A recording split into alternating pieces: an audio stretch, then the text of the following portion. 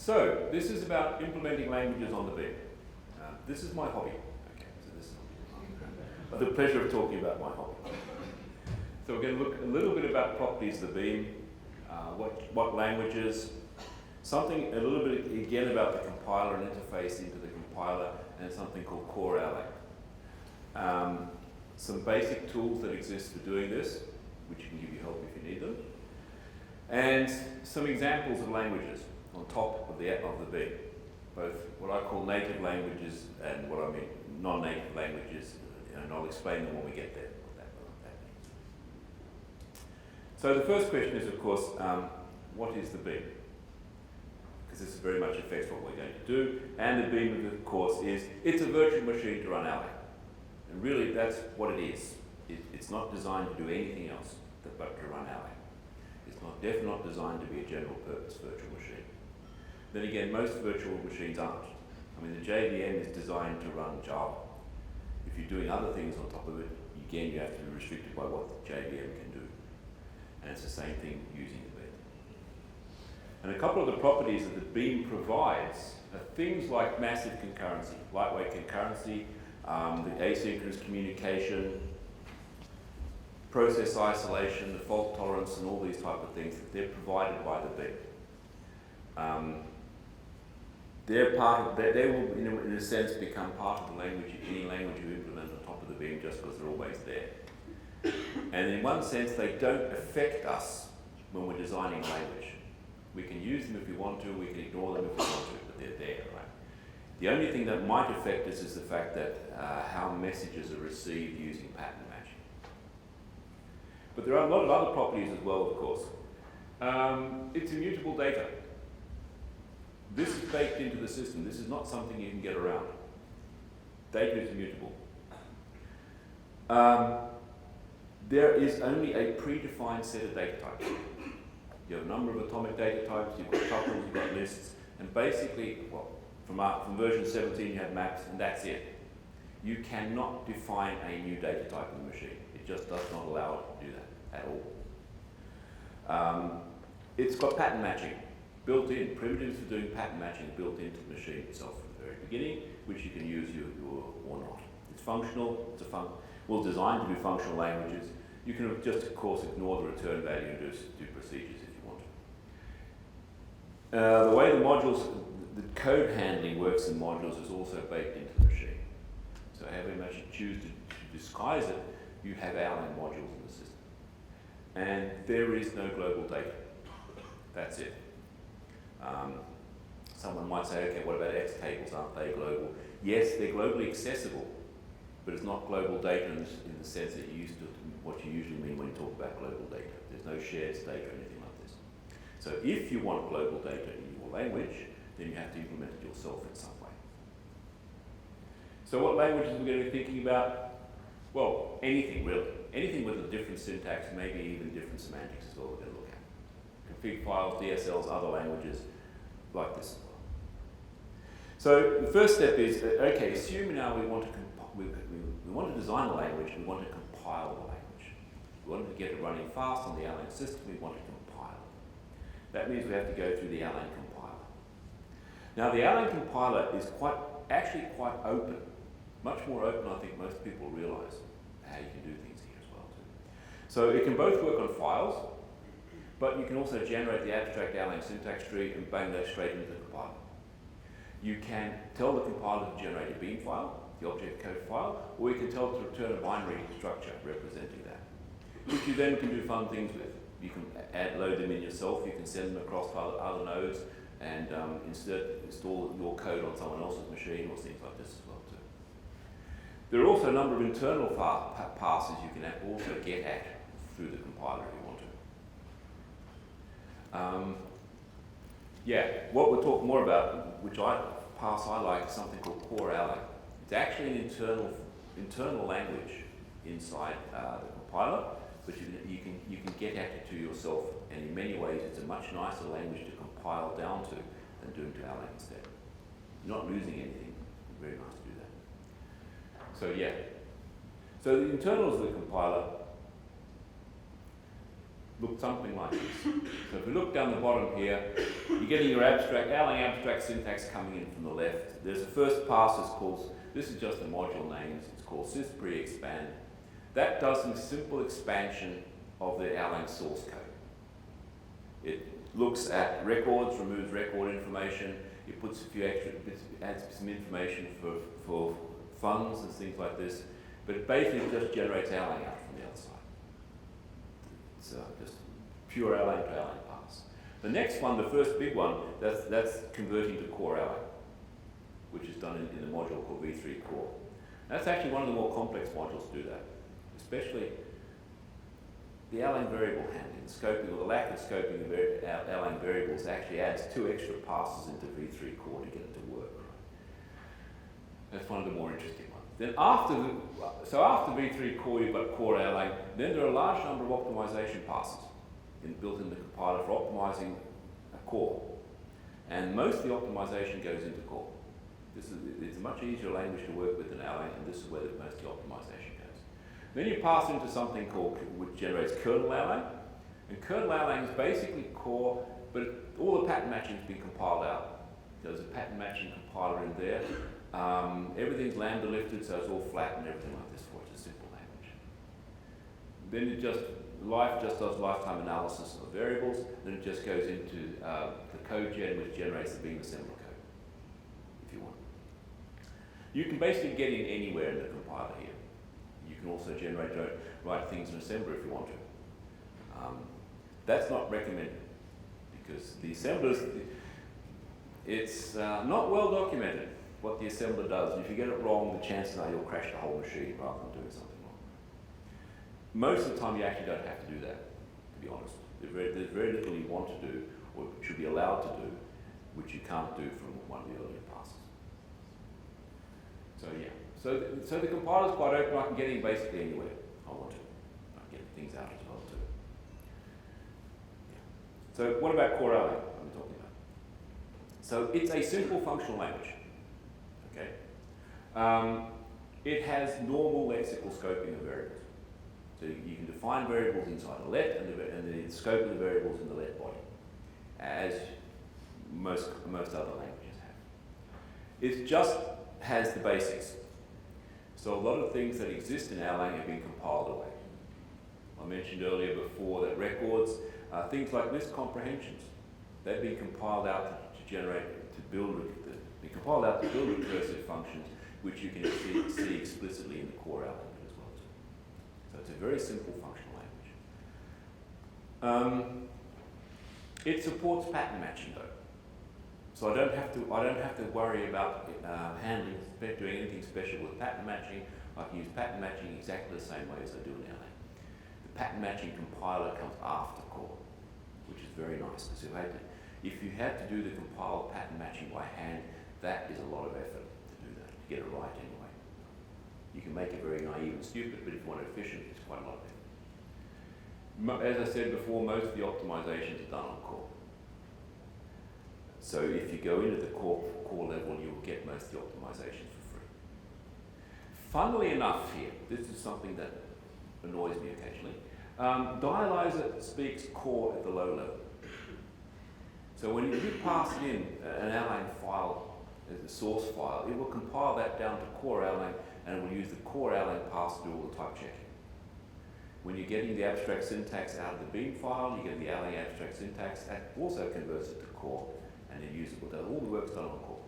And if you look in core, you'll find all the typing information still left in there. However, you can't tell dialyzer, React doesn't work, problem here, you can't tell dialyzer to work directly on core. And I have not been able to convince them to do that. And I say, can't you just put an interface? And they say, yeah, come with a patch and we'll do it, right? Because it'll take me a week to write the patch, it'll take them an hour to write the patch. So that's at the log ends. So yeah, what does core look like? It looks something like this. So we've got a very simple sum function here, which just sums all the elements of the list. We can write it like this, and just assuming everything's numbers here, we'll just sum it. Sorry, that should be 0. The second one should be 0. Some of the empty list should be 0, not the empty list. But okay, if you run this If you run this into the compiler and ask the compiler to generate the core file, it will write out a file that looks like this. Plus a few extra things like the module information, the module info functions and stuff like this as well. But this is the basic, this is the same thing here. And we can see it's pretty straightforward, the work that's been done here.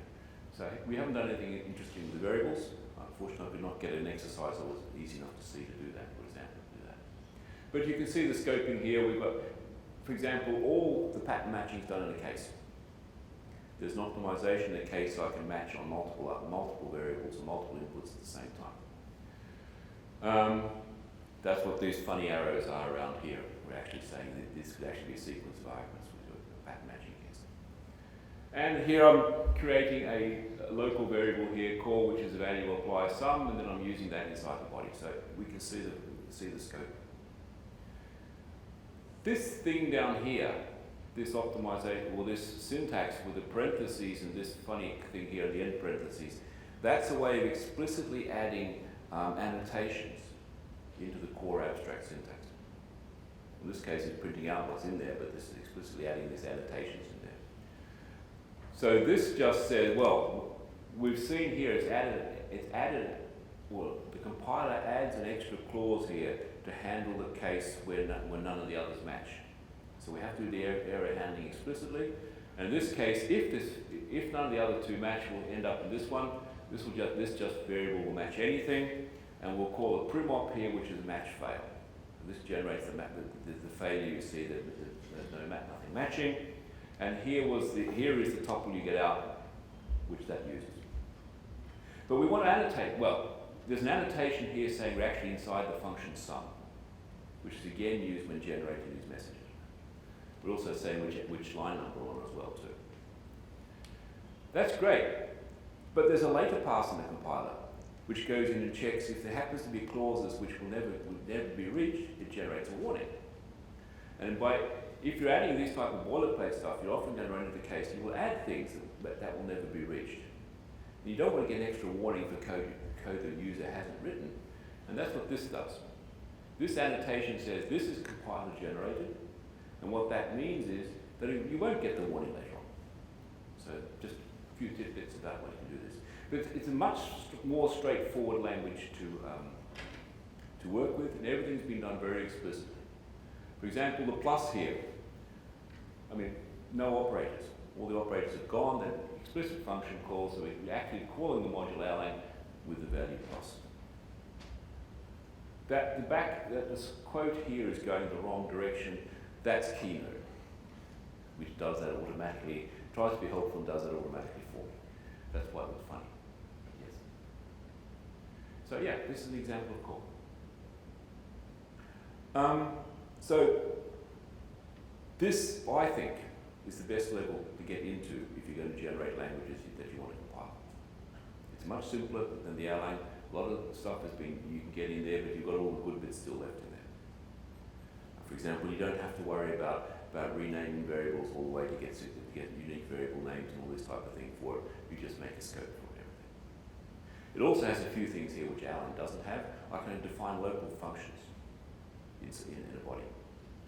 There's a letrec structure, so I can define local functions, which is actually what's being used when you're doing list comprehensions.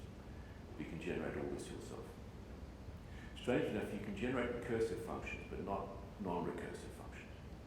Well, the handling and naming for them, I don't know why. So yeah, this is this level. So the next thing here is, okay, so we can work on our language. We can generate core Erlang, we can run the compiler for it. One thing you'll find, okay, so the basic built-in types are pretty restricted. There are only very few of them, and you'll sometimes see other languages trying to define new types. Erlang does it. So in Erlang, you've got a new data type. It tries to define a data type called a record. If you've used Erlang, you will see records. But then you'll also know that they're actually not a new data type. We're just faking everything using tuples. So an Erlang record is literally just a tag tuple, and then there is some special syntax and some libraries that can work on these things. So we're faking the data type. And as soon as you start using a record, you'll find out That's exactly what happens in there. And unfortunately, there is no way around this. So I can't do much about that. There are many reasons why we didn't have allowed defining new data types. Talk to them later if you're interested. So okay, so this is the basics of using the compiler. There are a number of support tools that help you define new languages. There's a leex, which is lexical scanner generator, based on lex flex, strangely enough. There's a yecc, which is a parser generator, based on yecc. There are a bunch of syntax tools. There's a library of syntax tools for working with Erlang abstract syntax, for building them and working with them, which can be helpful if you're making more complex stuff. But that works the Erlang abstract syntax. There is actually also a library for working with core stuff as well. And there's an XML parser, there's a compiler, of course, and other stuff as well. Yeah, I forgot to mention one problem with core is not well documented. Well, actually, it's not surprising. It's an internal part of the compiler.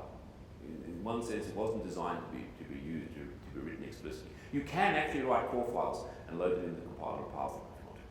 It's very verbose, but you can do that. And there's the core generated here was from output functions as well. But it's not that well generated. There was a nice paper from Richard Carlson about 10 years old describing it, which is almost true today. But it goes through quite well what's happened, so it's pretty easy. And then you look at the definition, the record definitions for it and understand what it is. Yeah. So the first tool we'll look at a bit about is leex. So it's a lexical scanner generator. It's based on lex flex, but it's simpler. It just doesn't have all the options that lex or flex has. It uses regular expressions to define tokens. They're the more simple, basic regular expressions. And it generates a number of scanning functions. So one, it generates a string. So it just passes in a string and it will return back the list of tokens you specified in. It also generates two extra functions called token and tokens, which fit into the Erlang I/O system. So you can generate a tokenizer with leex, and you can plug that into the Erlang I/O system, and it'll work as it should. It just knows the rules how to be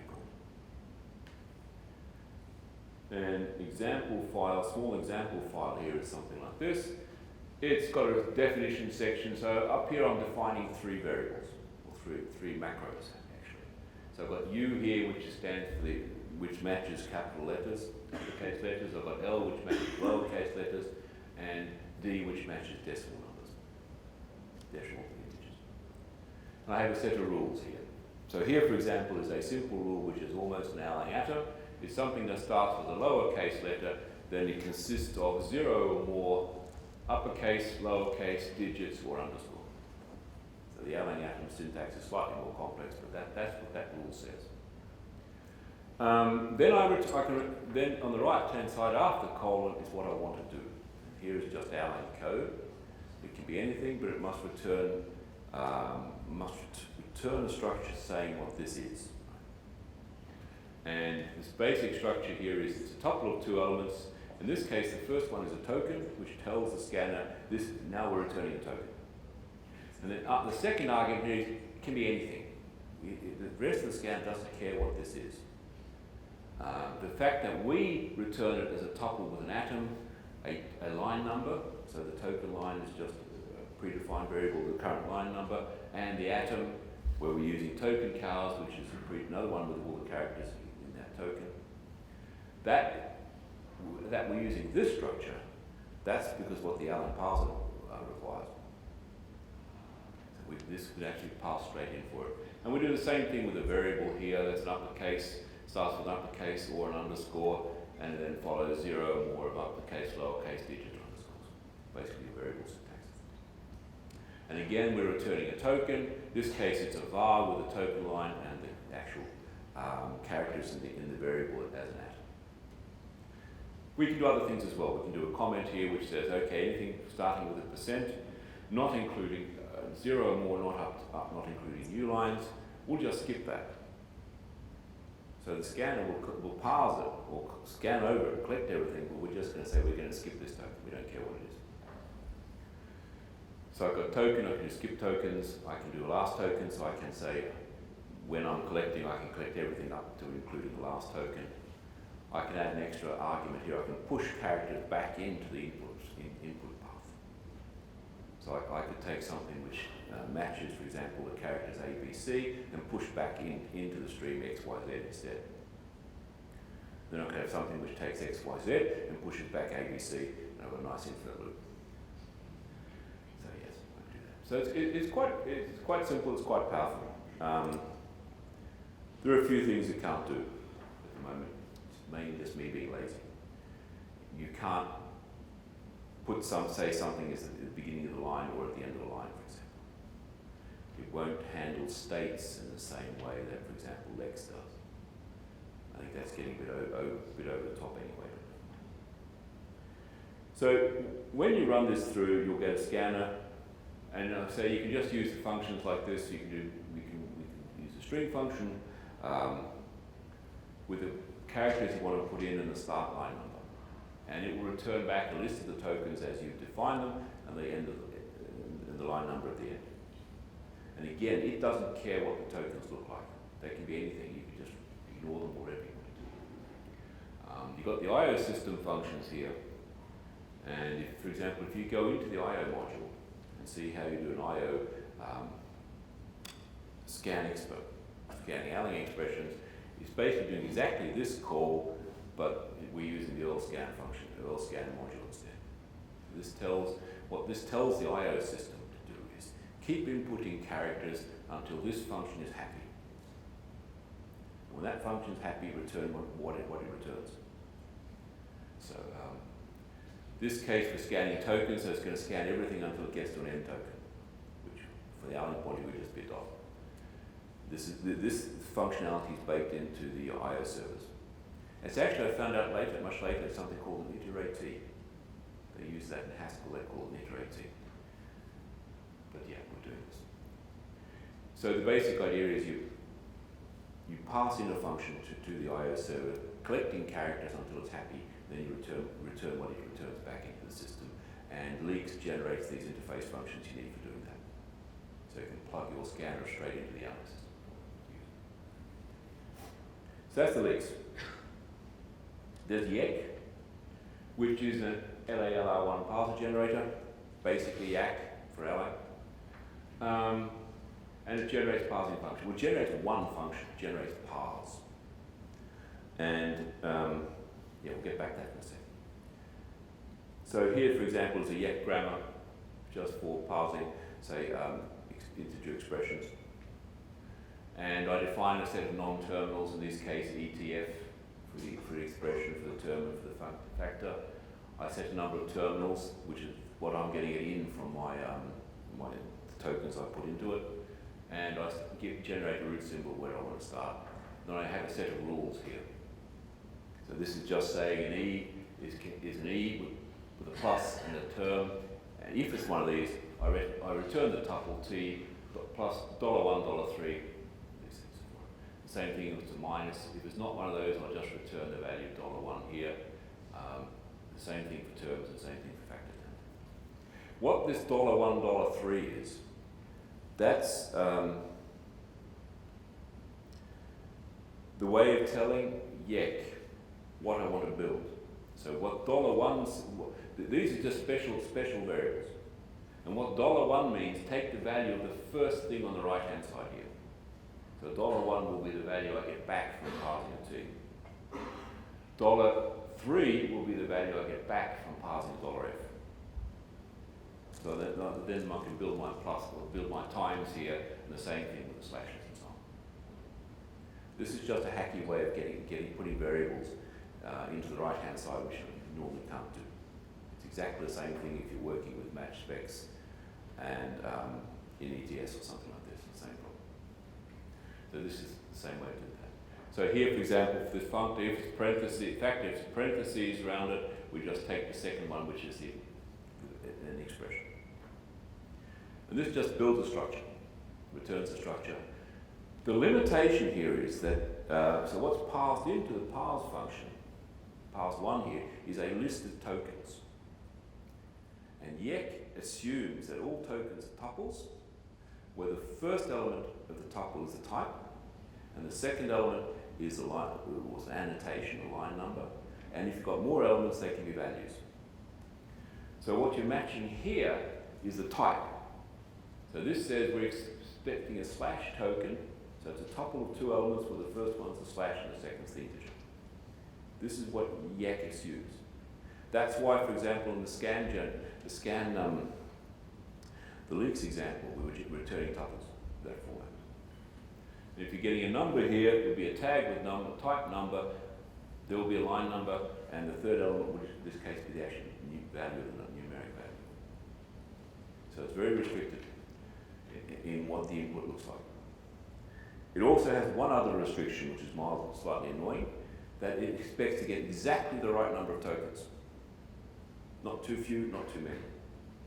If you get too few, it'll bomb out and say, I couldn't pass this. If it gets too many, it'll bomb out and say, I couldn't pass this. So exactly the right number of tokens. That works well with Erlang because you've got the dot at the end. But if you're doing other languages, it can make this more difficult to do. You might have to, excuse me, depending on your language, you might have to end up parsing a whole file or something like this just to be able to handle that case. That is very annoying. It's fixable. You can redefine and fix it if you want to. Another problem with, well, a problem with LARR1 grammars is, well, you can get conflicts in there. Sometimes the grammar can't decide, do I collect more stuff or do I build with what I've got?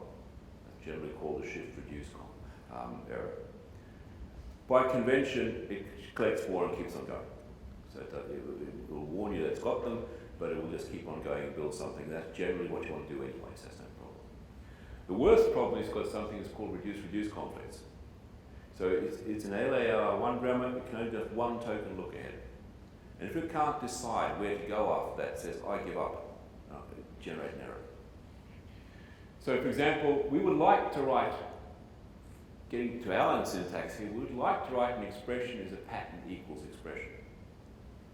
But that doesn't work, because I cannot define it. I can define a pattern, but the way a pattern looks in Erlang means that the parser can't tell the difference between a pattern and an expression, at least not in the first token.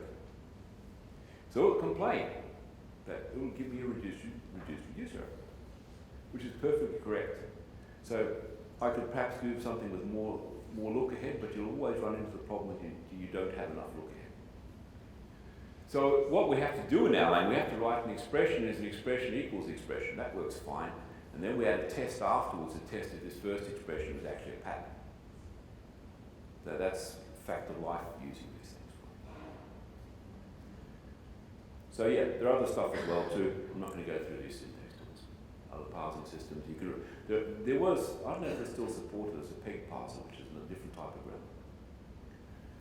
Doing these as well too. Yeah, so these are some of the tools working with it and getting into the pilot. Now for some more examples. So we'll start looking at what I call the native languages. So with all due respect to Leonard Cohen, if you haven't heard this record, you should go listen to it. It's very good. It's new skin for the old ceremony.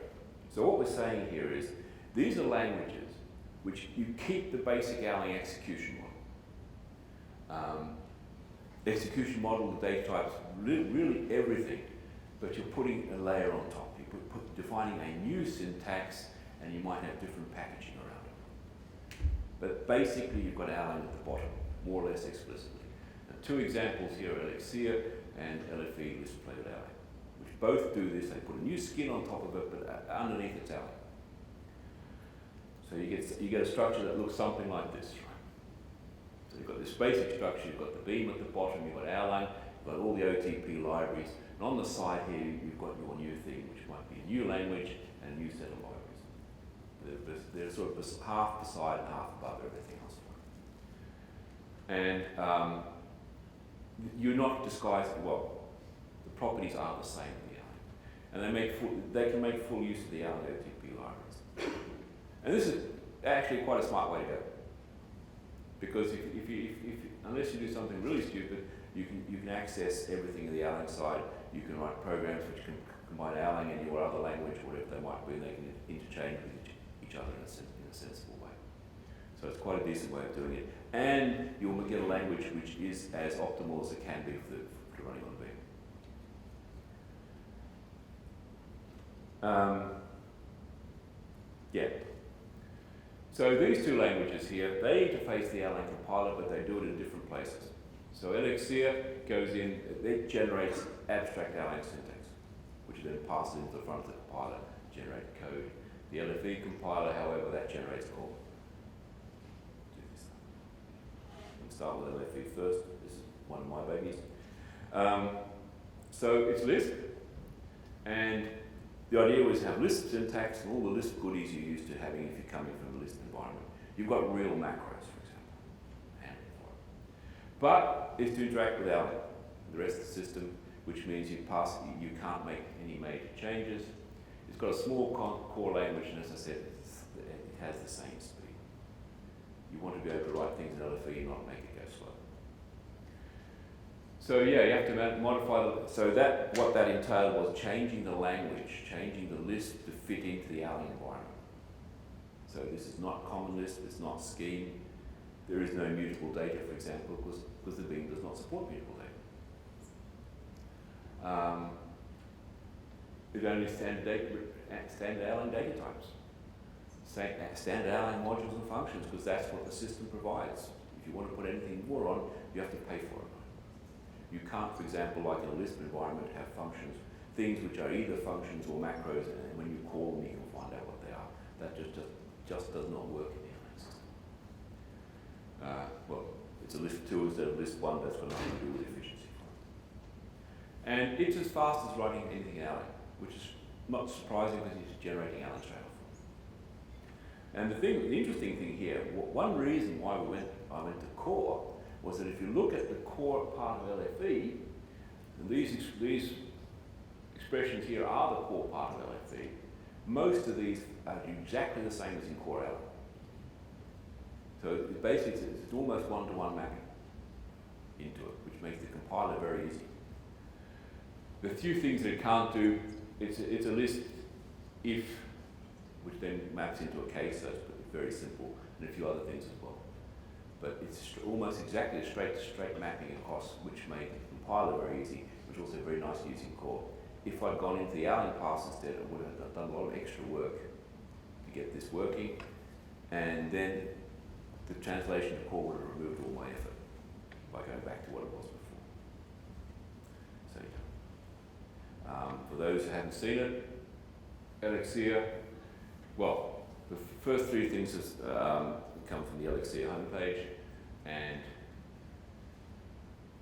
well, the first one does. Two and three are from José Vallée, who is the major designer of yecc.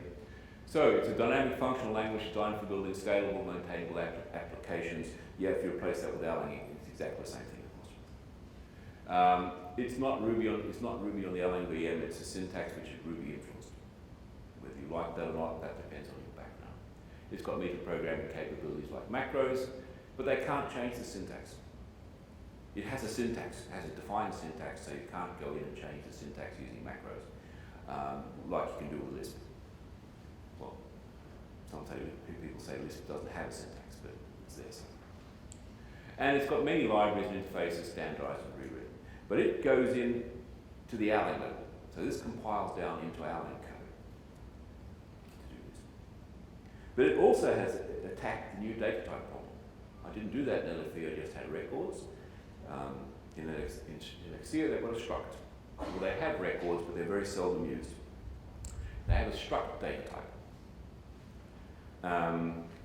which is again a key value data type, but it's got compile time checks that you're only using defined keys.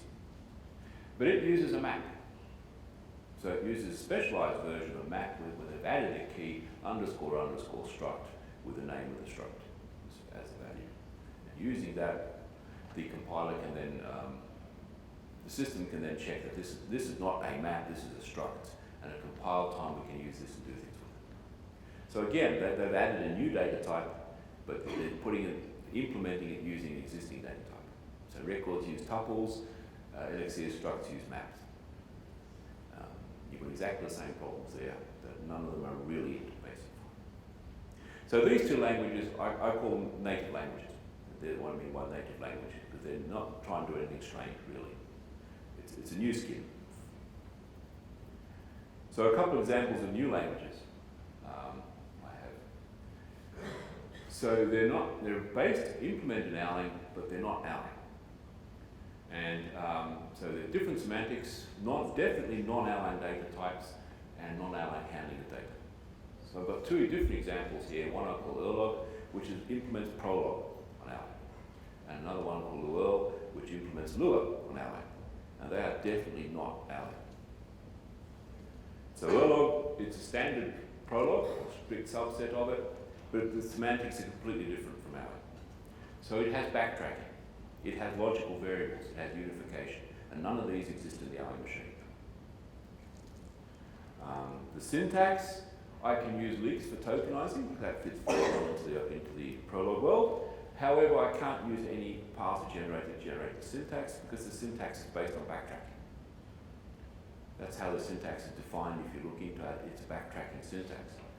Literally, worst case, you could go all the way to the end of what you're parsing before it finds out that your first token wasn't what you expected it was, and you have to go all the way back again and try again. That can happen. Which I can't do with the parser generator. Well, it's not one I know of. So it's a handwritten parser. Again, it's not difficult, but you just have to do it.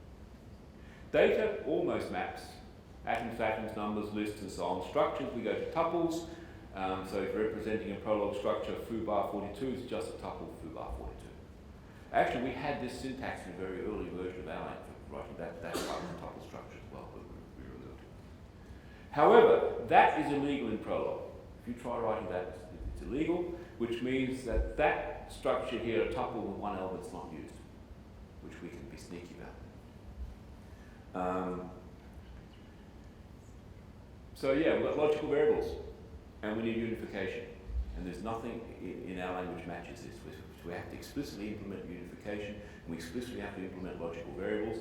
We can use this structure here. We can be cunning and use this tuple of one element to implement a logical variable. Where the one element here is an index into a global atom table. Because atoms are global, so we have to carry something around. So we're implementing atoms here as a global table. And we have to keep copies of this as well.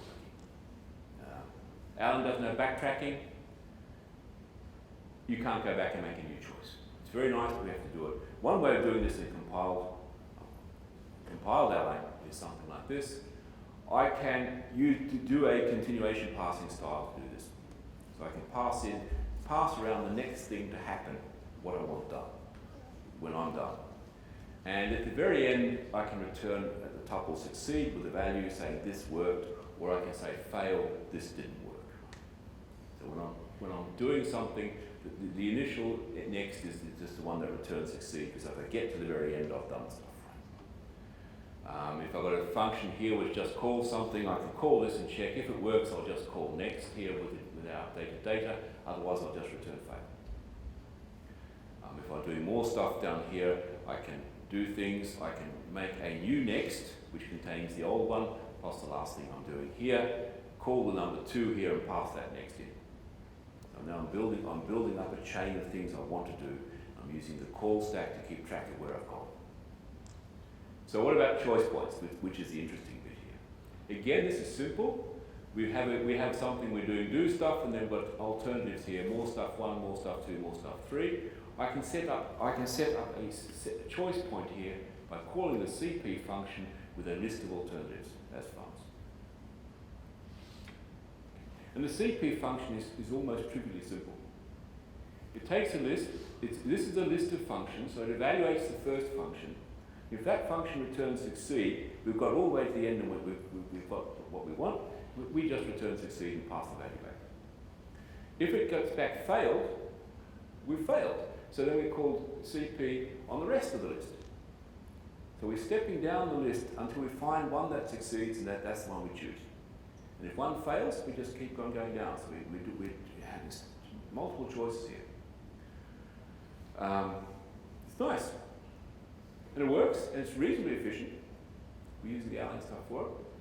We can do all solutions. I change my CP just to keep a list of all the values that actually succeed, and I pass that back when I'm done.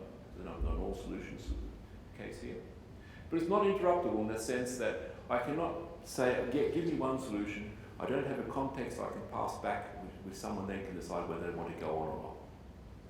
So if I want to do that, to have better control of the system, I have to write an interpreter, which is what Luerl does. So now we're almost done. I think I'm not too far behind. Yeah, so Erlang, it's a different semantics which you have to implement, but we can mainly use Erlang variables, Erlang data structures, which have to change a few things. Luerl is different. It implements standard Lua. And Lua is quite a nice little language. It's one of the more simpler languages I've found. It's one of the few languages actually simpler than Erlang. But it's dynamic, it's lexically scoped, but it's got mutable variables, environments, and has global data. So if I want to implement Lua, I have to do this by myself, by hand. It's actually a common scripting language in gaming. So the syntax was simple. I actually use leex. You could actually use yecc for parsing. There was one case running exactly the same problem as Erlang. It couldn't make up its mind by putting a more general case in, then testing explicitly afterwards. We can actually use a yecc parameter for it, which was very nice. Data types, it's got nil, booleans, numbers, they're just floating points, strings, and it's got mutable key value tables. This is where they use tables for everything, and they're mutable and they're global. So if you've got multiple references to a table and someone changes it, then everyone will see that change. Which means I cannot use direct Erlang data for this. So we have to explicitly manage the global data. So we have a global table store which keeps all the tables in there. Then when you work on these tables, you're changing the actual table value in the global store, and when you're referencing a table, you're getting that table out of the global store. We're actually not getting the table out itself, you're getting data from the table, excuse me. Environments are in there as well, and tables and everything like this. They do a bit of fancy hacking in the use of tables here, so a table is not just a key value dictionary to make it efficient. We're actually especially handling cases where the key is an integer. So our data, so the Luerl record, which defines the Luerl structure, the Luerl context of everything, is actually that one. So we've got the tables. The first line is the tables. It's an array. Next just says the next free index, or the next available index, and free is just a list of indexes which have been used but been returned by the garbage collector, so they'll be somewhere inside. We're keeping frames in the same way. G is the global table. That's the top level table where everything else hangs on to. We have to keep track of that. We keep the stack for garbage collection, so we can do things for it. They have a concept called meta tables, and the data types kind of meta tables as well. They're fixed, so we keep them there. And we're using a unique tag, so we can just throw values back and make sure what we're catching has to do with Luerl or something else. So references in data, a reference to a table is a T-ref structure like this, which just contains the index. So if you want to think of it in more normal data terms, we're using tag pointers. So this just says, this is just a tag pointer into the table, saying we're using that. So that's how we're doing things. The table itself, well, each element of the table is got, the A here is the array for the indexes, the integer indexes. This is for everything else, and this is for a meta table as well too, which they do smart things with. How am I doing with time? 2 minutes, right? Code. How do we implement this, right? Again, this is literal code from the current system. So if I've got a table, if I want to access a key to a table, I would call the get table key function, and I check if the first argument is actually table reference. And if it is, and if the key is a number, and it's an integer key, then I call the function get table int key. I especially handle integer keys, because Luerl does special things with those, and doing it this way is much more efficient. If it's not, I call the get table key function. If it's not a key is not a number, I call get table key, and if it's not something else, I check if it's got a meta method, in its meta tables, and if I do that, I can step down and do exactly the same thing on the meta tables. That will handle the case, for example, I'm getting the method phrase from a string, because the string has a meta table. We'll just call ourselves recursively, and eventually we'll step down, we'll find something, or we'll move out. The get table key, that extracts the table from the table store. That's line number 2. Then, I'm using the internal dictionary, it gets the value, and if there's a value there, it returns it. Otherwise, it just checks if we can look in the meta method to get stuff. The integer key does pretty much the same thing, it just gets the array part out of it and checks if it's not there. If it's there, otherwise it uses the meta method as well. They use meta tables to implement object-oriented classes and class hierarchies as well. They do quite a lot of stuff. It's a neat language. This is just getting the meta method, so we'll just skip that one. If we want to store something, well, we've got the same handling of integer keys and store keys as well here. But the set table key function here now starts getting slightly complex. So again, we get the table out. Again, this is exactly as defined in the Luerl 5.2 documentation.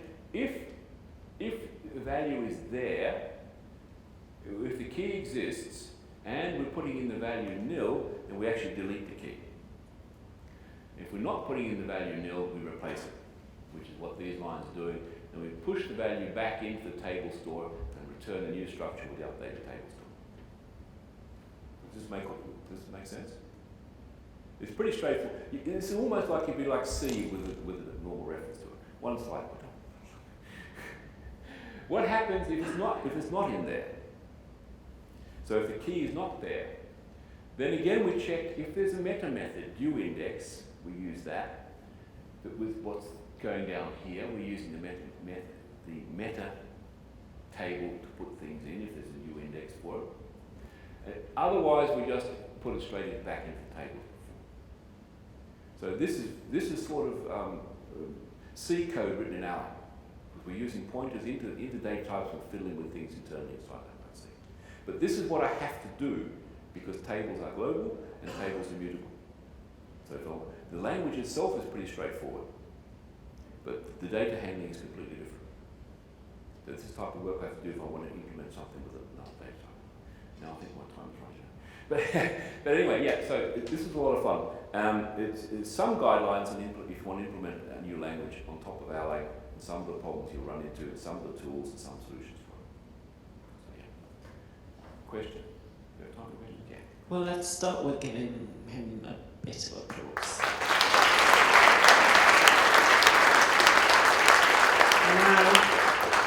I'll make you a deal. If the next speaker can come and set up while Robert takes a question, I'll give you one. We have 2 here. They're just going to be nasty, so that's... Okay, Joe first. Yeah.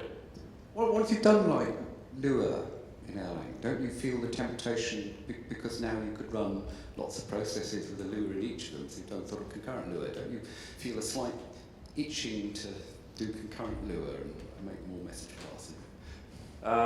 If you give me 5 minutes, that's an interesting question. We'll take another 5 minutes. I'm not going to get that, but yes, I've done that. Done that. So you mentioned garbage collection. I guess you've had to write a Luerl garbage collector in Erlang. Yes. And that seems kind of awkward. It constrains your implementation. You've got to keep track of the routes. You've got to decide when garbage collection is necessary. Yes. Wouldn't it be nice if the Erlang VM provided some support for linking the Erlang garbage collector to new languages? Maybe weak pointers or something like that. Yes, it would, but I don't see them doing that. Because that would make the Erlang execution more difficult to do that. Things like that for it. It's actually quite simple. I just typically it's classic garbage collector. I just run through the whole data structure I have, and I mark things which are in use, and I guess go through and free everything else.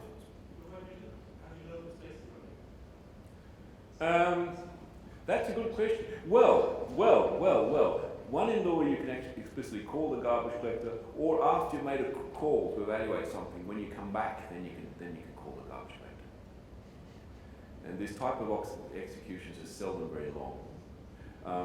That's a problem that hasn't arisen yet, to call automatically, put it this way. And there are actually some people who are using it, which scares me even more. Never mind. Yes. Right, thank you, Robert. Okay.